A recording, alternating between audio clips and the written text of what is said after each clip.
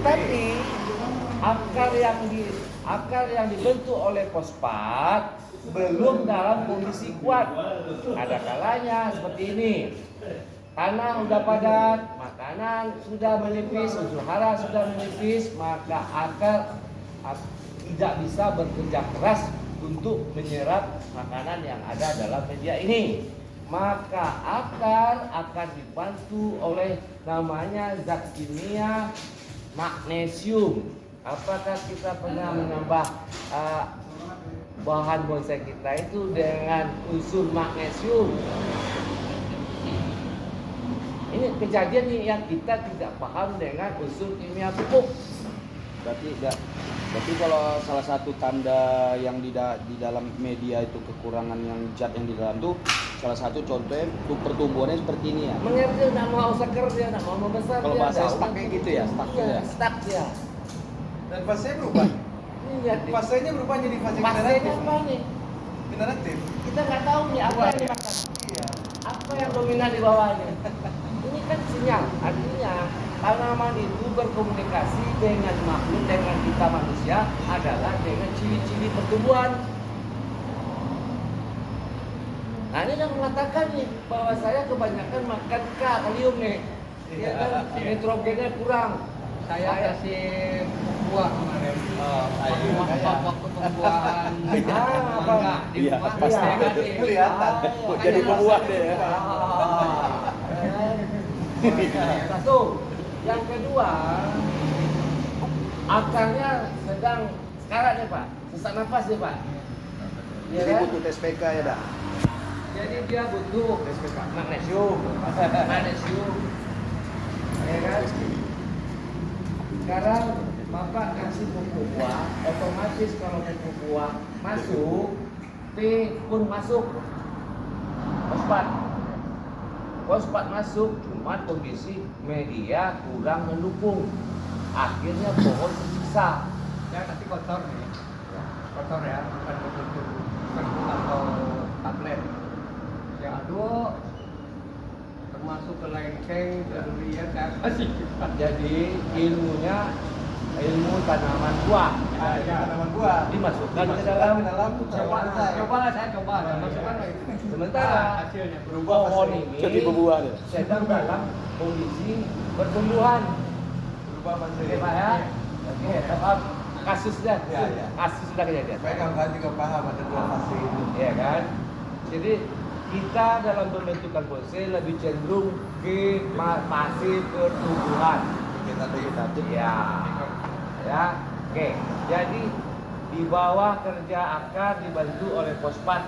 Jadi yang namanya N ada, P ada, K ada. Kalau pertumbuhan fosfat lebih dominan, N lebih dominan. Kalau dua itu kerja, ini kan tetap kerja nih, tapi persentasenya kecil. Ya, harus dibantu. Daun dibantu sulfat, akar dibantu magnesium. Magnesium memperkuat kerjanya akar, dan sulfat mempercepat proses fotosintesa klorofil menjadi makanan dan protein yang akan dikirim ke akar. Walaupun akarnya udah padat tuh ya tuh dah. Iya, memang itu proses. Enggak, maksudnya akar kan misalnya kita udah setahun atau 2 tahun nggak ganti media tuh. Iya. Akar kan udah padat. Iya. Tapi kalau dengan asupan dari Dikasih. semua itu nggak begitu masalah ya. Boleh, cuman tidak maksimal, ya kan? Artinya apabila tidak didukung oleh media yang memadai, bahwa akan terjadi kinerja pupuk tidak maksimal. Jadi kunci dari segala itu bukan pupuk. Pupuk itu adalah zat perangsang tumbuh, bukan makanan pokok, ya kan? Pupuk itu adalah makan tambahan. Zat NPK tadi, magnesium, sulfat, kalsium, boron, zinc, Mg, tembaga itu sudah tersedia dalam media. Tetapi kita tidak tahu takarannya. Kadarnya tidak tahu. Kitalah yang ngatur sesuai dengan kebutuhan kita. Kalau untuk pertumbuhan, maka kita dominankan yang bagian pertumbuhan. Kalau untuk kita masuk ke pasir perbuahan, maka kita dominankan ke pasir perbuahan. Sekarang kondisinya sudah jelas. Artinya sekarang pohonnya kita mau tumbuh super, tapi tanahnya terbatas. Ya Pak? Nah, sudah diganti 22 tahun. Artinya apa? Unsur haranya sudah habis, sudah menipis. Sekalipun pupuk yang canggih sekalipun Bapak masukkan, bahwa ini tidak maksimal, kinerja pupuknya tidak maksimal. Nanti akhirnya disalahkan pupuknya tidak bagus. Semua pupuk bagus, tapi tergantung di mana media tempat kita aplikasikan. Nah, makanya saya sarankan kemarin bahwasanya untuk media kita lanjutlah yang normal, yang sehat, ya kan? Ya sudah saya jelaskan apa saja yang syarat-syarat media yang sehat, dan perlu wajib kita ketahui bahwa tanah itu harus dalam kondisi tingkat asam atau pH yang stabil atau normal. Maka diwajibkan bagi kita sebagai insan petani, kita sekarang ini petani Pak, orang Bonsai ini kita petani sebetulnya. Ya, jangan, karena kita salah persepsi tentang diri kita adalah seniman bonsai. Ya kan, makanya kita selalu berpikir hanya bagian atas, bentuk. Tapi kalau kita asumsikan kita ini adalah bagian dari seorang petani, maka kita akan pelajari bagian bawah. Ya kan? Nah, kalau kita cenderung berpikir ke bawah Pak, bonsai ini Pak bisa diproduksi massal, kita bisa bikin SOP-nya. Gimana tanahnya, bagaimana takarannya, dan ini bagaimana, berapa umur, berapa besar dipotong, dan berapa lama dibentuk, bagaimana bentuknya, dan dibikin malnya. Berapa waktunya? Ya, kita bisa terima tenaga kerja Pak dari Indonesia Pak. Tanggapnya kita di Jepang Pak. Sekarang ini di Jepang, ya kan? Kita pakai orang Indonesia. Mau nggak jadi KI bikin bonsai? Kira-kira seperti itu. Kok rumah-rumah kali bikin bonsai Pak? Ya kan, ibu bisa bikin bonsai Pak. Kalau kita bikin SOP-nya, tanahnya Bu gini ya Bu ya, tanam gini ya Bu ya, gini potongnya Bu ya, udah muncul ininya, diarahkan ke sini ya Bu. Seperti orang, ya kan, tenaga kerja kita di Australia yang lagi memetik anggur. Ya, itu bisa Pak dibikin satu bonsai. Kok satu bonsai udah pusing gitu Pak, kan gitu. Ya kan ini kan. Nah, jadi itu saja sekedar bercanda. Jadi tanah yang subur tadi kalau dapat Pak, kan udah subur Pak, pH-nya udah bagus, ya kan? Kita udah punya, diwajibkan punya pH meter. Jadi kalau hari hujan bisa, kalau hari panas bisa. Kalau pH-nya asamnya tinggi, apa yang harus kita tambah? Kalau pH-nya rendah, apa yang kita harus tambah? Jadi sebagai petani Pak, modalnya itu kuncinya dia pegang pH Pak, ya kan? Baru ketahuan wah pantas kondisi tubuh seperti ini, ya kan? Nah, jadi disarankan setelah memakai media yang subur, yang bagus, usahakan wadah jadi Pak. Ya, sekarang sudah ada yang namanya planter bag. Ya, mana planter bag? Ah itu. Jadi ukuran planter bag itu kan sekitar 35 liter. Berapa liter? Hah? 35 ya? Coba deh. Berapa ya? 50 liter. Jadi ini bagusnya 100. Ukuran 100 Pak. Untuk pohon sebesar ini ya? Iya, pohon sebesar ini. Ada ya? Nah, ukuran 100 liter. Oke ya. Setelah tumbuh, nanti kalau kita baru tanam Pak, nanti kita memacu akar. Ya. Di saat dia baru kita tanam, kita butuh memacu akar. Oke, kita los-los lah. Kan? Setelah kita maju akar, baru kita proses dulu. Ini tahap berikutnya.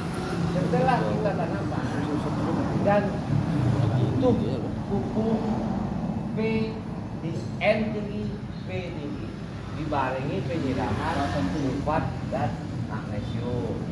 Nah, setelah sehat, agar akar ini supaya lebih cepat bergerak lagi, di samping kita pakai TSP, ya kan, pupuk TSP, kita butuh pupuk TSPK. Ini sederhana, murah, tapi sangat menentukan, ya kan? Di mana bisa dapat dan bagaimana aplikasi TSPK?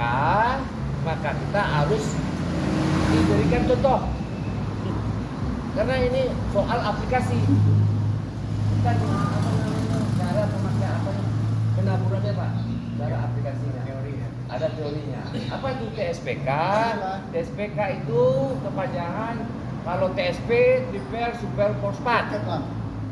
Tapi kalau TSPK itu adalah tendang sekali-sekali pakai kaki agar gembur, ya kan? Agar tanah longgar supaya akar bisa bergerak kembali. Makanya Yang tadi nggak makanya kebagian pakai jalan, jangan jalan lagi. Makanya pakai planter. Makanya pakai planter. Jangan Jadi pot semen. kalau pakai pot semen, kalau pakai pupuk TSPK Pak, yang jalan, yang nggak bisa jalan itu Pak, kaki kita. Nah, ya Pak. Jadi kalau nggak bisa kaki, TSPK itu artinya tendang sekali pakai kayu Pak. Dipukul ya. Ya kan? Boleh. Pak, ini bisa Alir. Nah, itu pakainya gentokan. Ini contoh Ini pupuk TSPK. agar apa namanya, yang namanya akar bisa bergerak dan aktif kembali. Bawa aja Pak, bawa aja. Tolong tabur pupuk TSPK Pak Denny. Coba miringkan Pak, angkat sedikit miringkan. Denang Pak, TSPK Pak. Lagi, Pak. Pas kena kengket dah.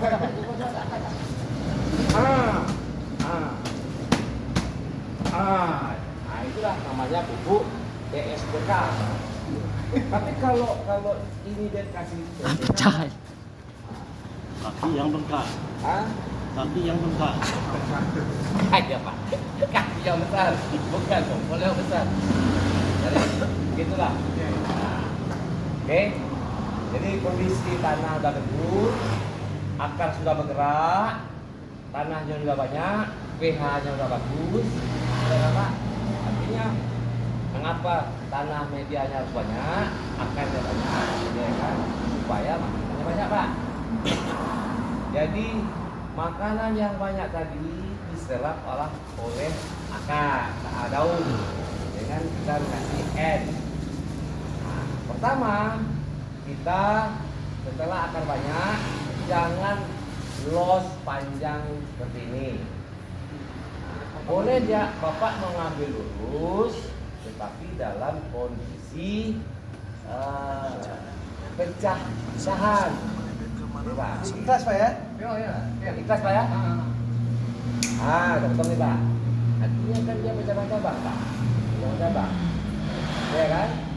Semakin banyak mata tunas, semakin banyak penghasil klorofil.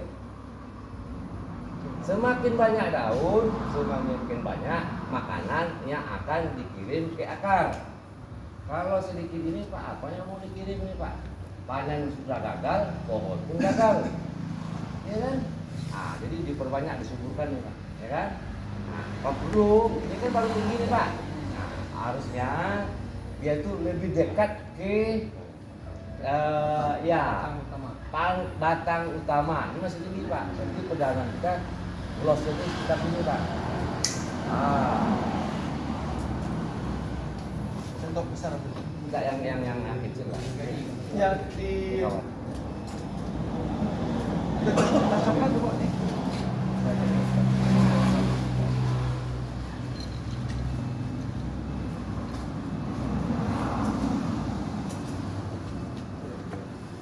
Yang hitam. Kan Pak ya? Iya, lanjut.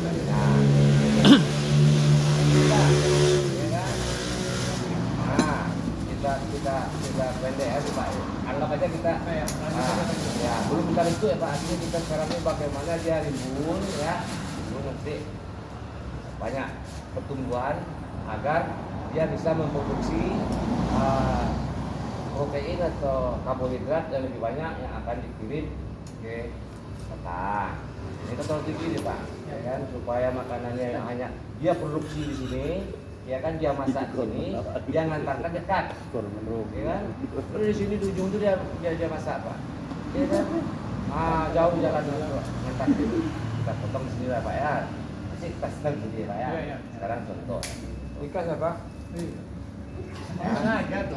Keringat. Keringat ini juga ya? Itu sekarang harusnya Pak lagi. Kasih. Jangan hidup. Kira-kira Pak ya. Seandainya ya. Oke. Makanan sudah banyak. Ya. Akar sudah kuat. Dan persediaan nitrogen sudah cukup. Kira-kira nyembur tak sengaja? Nyembur kan? Kita bayangkan aja lah, ada pohon besar, ya kan? Lantas kita tembak, kita pendekkan. Angkat tidak kita ganggu. Tinggal tunggu aja gitu ya. Ya, tumpul sekitar 1 meter, 2 meter lah. Setelah 1 bulan setelah kita pohon, kira-kira nyembur nggak Pak? Luar biasa nggak nyembur nggak? Banyak tunggu. Kelebihan tenaga nggak Pak? Ya kan? Terus ya. Kira-kira seperti itu Pak akan terjadi, ya kan? Dan kita tambah lagi dengan sulfat dengan apa? Maka dia akan besar-besar daunnya, tebal-tebal daunnya, kan itu Pak. Maka banyaklah dia menghasilkan memproduksi karbohidrat dan protein, ya kan? Karena dia dekat Pak, ya kan, maka dengan percabangan banyak, maka dia akan antri. Tapi karena percabangan yang hanya sedikit, dia masih kuat los Pak. Di sini banyak sekatan-sekatan, hambatan-hambatan dia, maka dia antri mau masuk, ya kan, antri mau masuk, maka dia taruhlah, diletakkanlah di tempat-tempat peletakan, di mata-mata tunas atau di tempat tunas. Apa yang akan terjadi? Maka pohon akan semakin besar dan akan semakin unik, artinya semakin berkarakter. Ya, jangankan mata tunas Pak, malah dia meledak seperti ini. Ya waktu-waktu ini sudah Jadi kan selama ini kan saya tahu apa kejadian seperti ini kan. Karena dia tidak butuh kapan dia untuk mengantarkan kubur. Sementara yang kebutuhan akar pun tidak sebanyak yang dihasilkan, ya kan? Sementara pohon ini ada 2 jalur distribusi penyebaran makanan dari atas ke bawah, ya kan? Dari akar makanan diserap oleh akar, diantarkan ke atas, ke daun, ke buah, kabiun, silet. Jadi kalau air itu dia lewat dalam Pak. Ya. tengah-tengah. Ya itu kan kayu dan dilapiskan kambiun. Dia lewat tengah, yang bagian dalam air. Air. Jadi kalau nutrisi kita cukup, ya Pak, dia akan membentuk ya kayu. Pertama dia lapisan gabus, dia membentuk kayu. Itu yang dinamakan lingkaran tahun. Kalau makanan tadi itu yang dibawa oleh melalui pembuluh siram membesar, akhirnya akan mendorong pembuluh luar yang namanya floem. Pecah dah. Maka makanan dari atas dikirim ke bawah melalui pembuluh floem dan berbentuk getah. Jadi protein gula itu dia berbentuk getah, ya kan? Melalui pembuluh bagian luar, ya kan? Luar, dia akan menambah ketebalan karena sudah dapat dorongan dari dalam. Ini dia. Jadi yang membuat yang ini floem, getah, makanan dari bawah. Yang setelah dimasak berarti ya. Contoh bahwa ini dari atas. Bapak-bapak pernah nggak mencangkok tanaman? Lantas kelupaan ngasih tanah. Kira-kira udah 1 bulan. Ada ruak-ruaknya enggak? Mana yang membesar? Oke, potongan bagian bawah atau potongan bagian atas? Bagian atas. Atas. Artinya apa? Bahwa makanan yang pembesaran kulit itu maka asupan makanan dari atas.